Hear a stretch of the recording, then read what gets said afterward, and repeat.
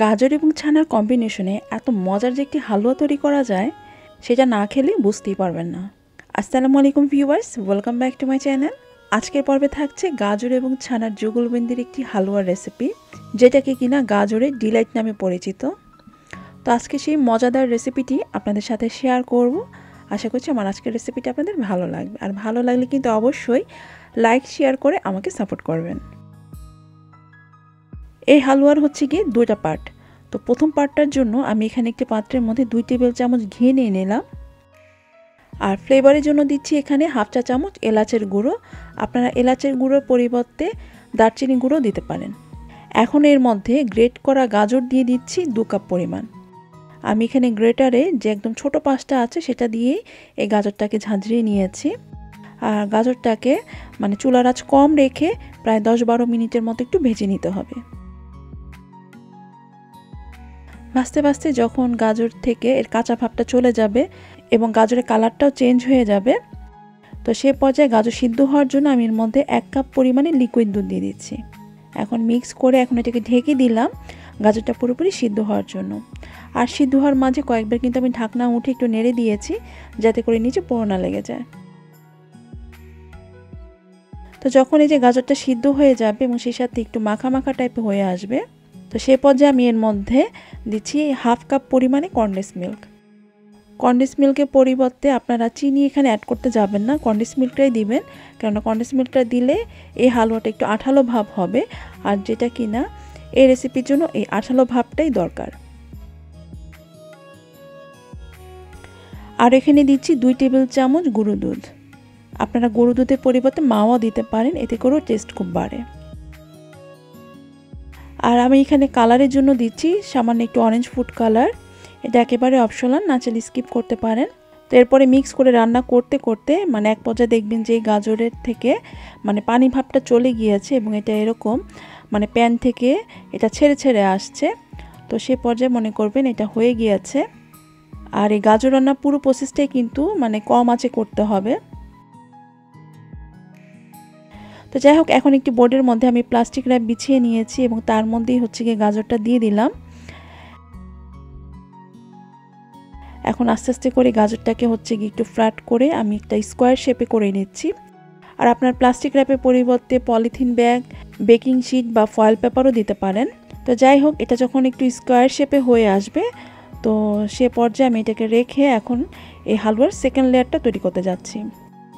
আর second layer তৈরি করার জন্য আমি এখানে 1 লিটার দুধের ছানা কেটে নিয়েছি। ছানাটাকে এখন আমি হাত দিয়ে ভালোভাবে একটু মথে নিচ্ছি।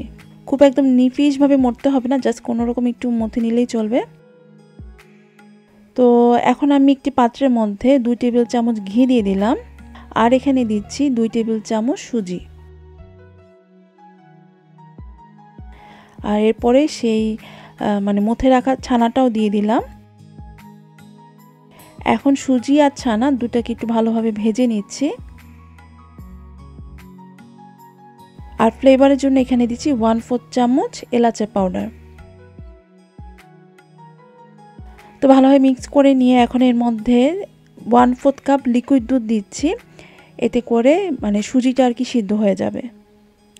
আর সেই সাথে স্প্যাচুলার দিয়ে অনবরতই এটাকে নেড়ে যেতে হবে এবং ছানাটাকে যতটা সম্ভব পারা যায় একটু স্ম্যাশ করে দিতে হবে, যাতে করে এর মধ্যে কোনো রকম দানা ভাবটা না থাকে। আর মিষ্টির জন্য আমি এখানে দিচ্ছি 1/4 কাপ কনডেন্স মিল্ক। এখানেও চিনির পরিবর্তে আপনারা কনডেন্স মিল্কটা ইউজ করবেন, তাহলে এটা একটা আঠালো ভাব হবে।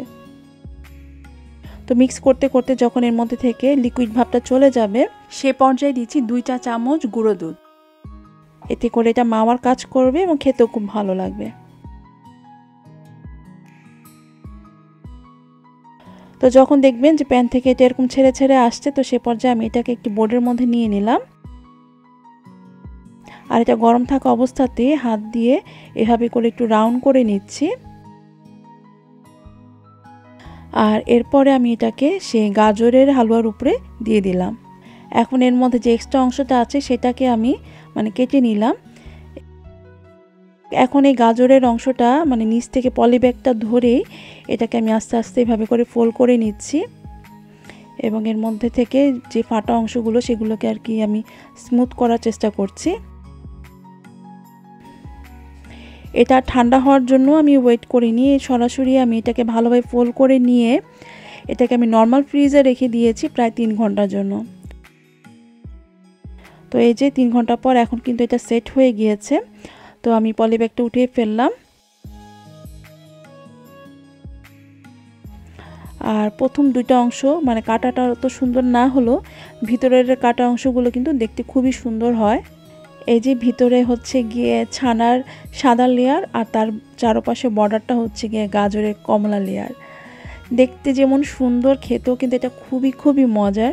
যারা এখনও রেসিপিটি ট্রাই করেনি অবশ্যই ট্রাই করে দেখুন, দেখবেন যে বাসার সবাই খুব পছন্দ করছে।